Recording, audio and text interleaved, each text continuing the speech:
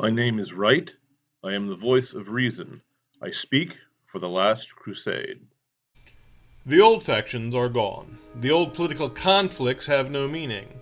Therefore, let us disregard the division into left and right, Democrat and Republican, communist and capitalist, elitist or populist. Regardless of old names, there are but two parties now, Patriots and Traitors. At hand is a crusade for civilization itself, a war for the soul of the world. It behooves us to see the nature of the fight before us and to call things by their right names.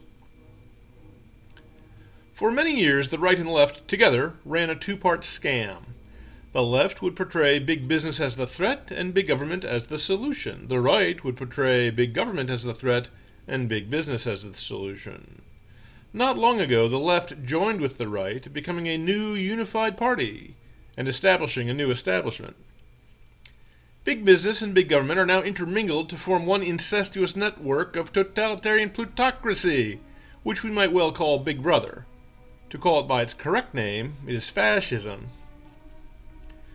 It is merely one irony among many that the brown shirt rioters employed by the fascists to cow the common man into submission call themselves anti-fascist. While the term has been more misused than any other single word in politics, the original meaning of the word fascist is clear. Fascism means everything is within the state, nothing outside the state, nothing against the state. Fascism brooks no dissent in thought or works. Thought is controlled by a compliant mass media disseminating state propaganda. Works are controlled by a compliant bureaucratic, financial, and industrial complex. Dissent is crushed by secret police or by lawless mobs acting at the police's behest. Betrayal by kith and kin is encouraged and expected. Brother is set against brother, neighbor against neighbor, all against all. Under fascism, educators do not educate, news reporters do not report news, businesses are not in business, for they serve neither customer nor investor. Friends are informants, not friends, and the church worships Caesar, not Christ. Under fascism, everyone betrays his oath of office. Everyone betrays what he stands for. Everyone betrays everyone. Fascism is a social order based on backstabbing. Fascism and communism are like Coke and Pepsi. They differ only by an ounce of sugar, if that. Fascists enslave and corrupt all institutions of the prior social order, such as the marketplace and domestic life, whereas communists destroy them to make room for corrupt replacements. Fascists idolize a glorious leader, whereas communists idolize the glorious people whose will is incarnate in a glorious leader.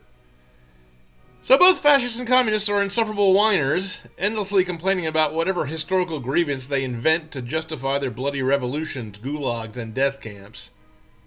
The struggle these days is no longer between the glorious leader and the glorious people. The struggle these days is no longer between big business and big government.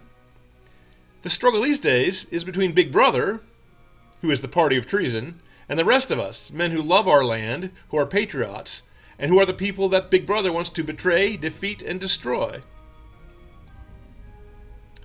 The old school liberals, who opposed big business and opposed fascism, are gone. They have been replaced by the new left, who are cultural Marxists.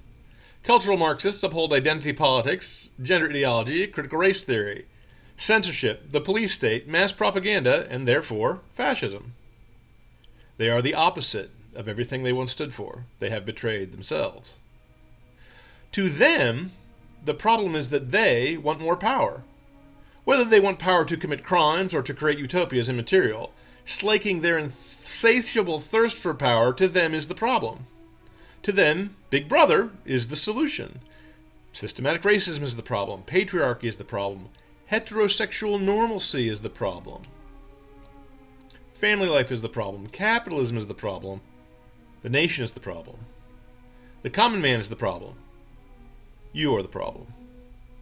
To solve this problem, the common man must be removed from power. To solve the problem, representative democracy must die.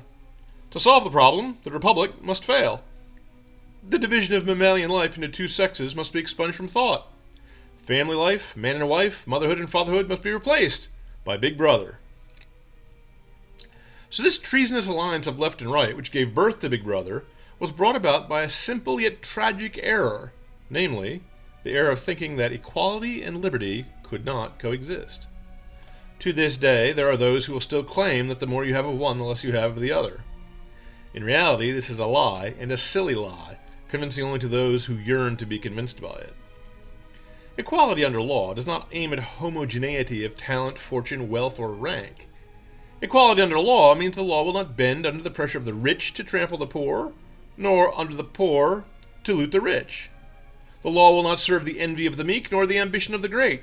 The millionaire in his mansion is as secure in his possessions as the farmer in his farmhouse, the pioneer in his cabin, or the pauper in his hovel.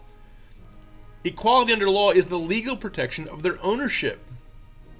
It is not the acreage of their land.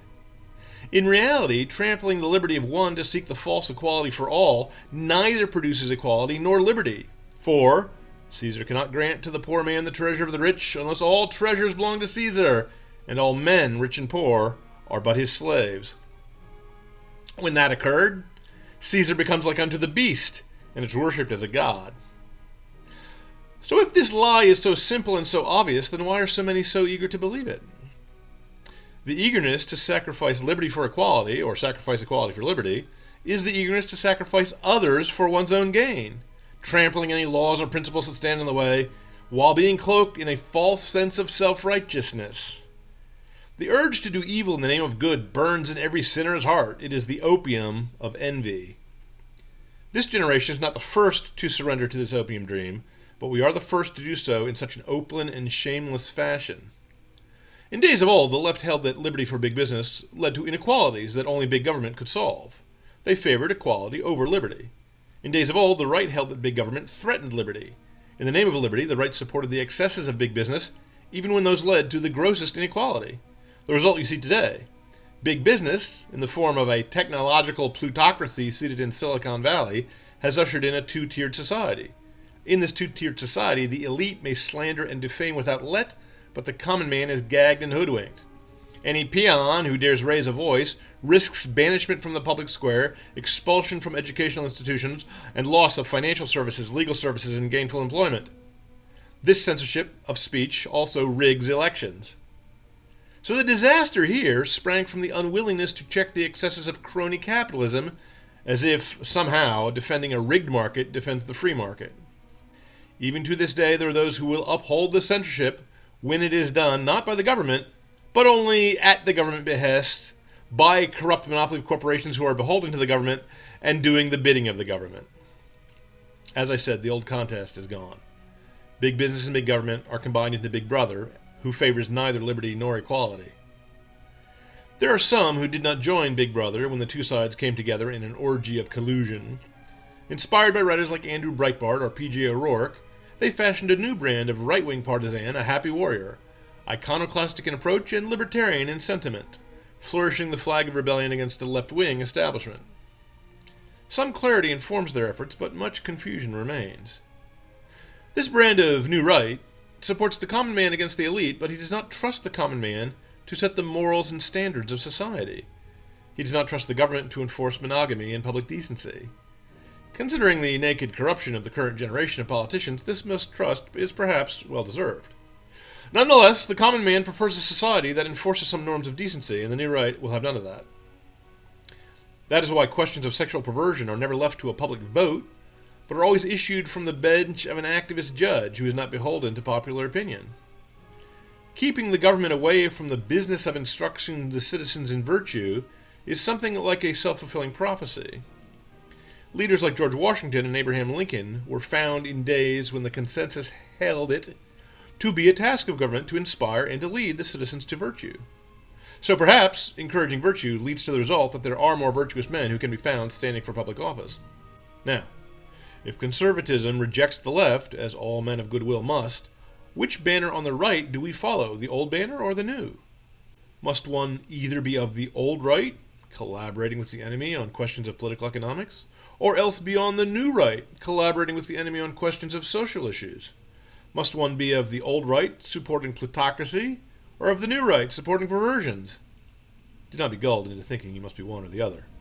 The devil always sends errors into the world in pairs, so that the unwary, fleeing one, falls into the arms of the opposite.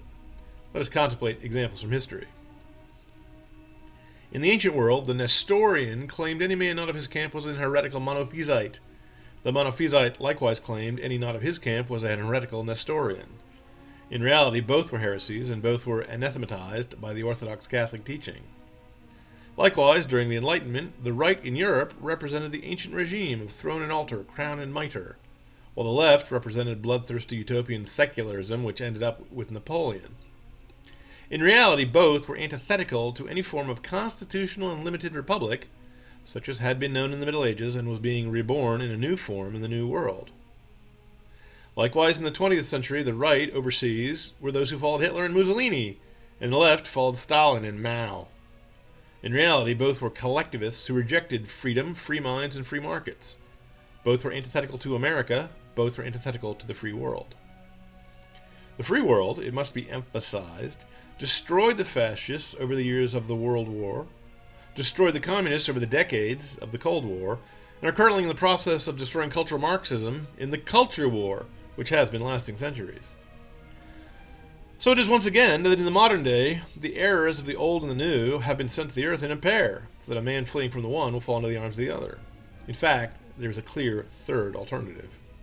In fact, all these parties, right and left, old and new, have set about, for different reasons, to destroy the Republic. One party undermines liberty in the name of equality, and the other undermines equality in the name of liberty. That party is subdivided into two factions, one of which undermines the Republic on political and economic issues, and the other of which undermines the Republic on social and civilizational issues. But these issues are manifestations of the same secular worldview, and therefore contain the same short-sighted error. Both are ideologies of their generation who have lost sight of eternal things. Left and right are misleading names, and it perpetuates an historical error to use the terms. As I said, there's only two parties now, the party of the Patriots and the party of the Traitors. The Traitors, as I said, are Big Brother, his minions, and his slaves. The Patriots are you and yours, if you step up, if you answer the call.